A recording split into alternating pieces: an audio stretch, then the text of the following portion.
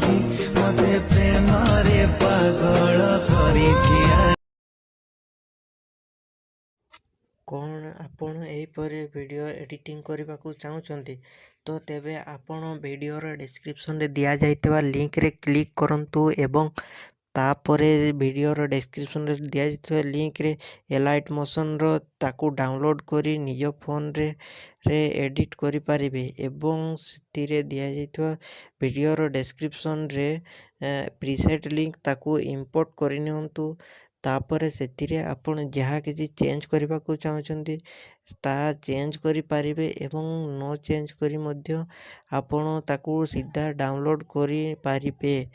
ଯଦି ଭିଡ଼ିଓଟି ଭଲ ଲାଗିଥାଏ ଚ୍ୟାନେଲଟିକୁ ସବସ୍କ୍ରାଇବ୍ ଆଣ୍ଡ ଭିଡ଼ିଓଟିକୁ ଲାଇକ୍ କରିନିଅନ୍ତୁ।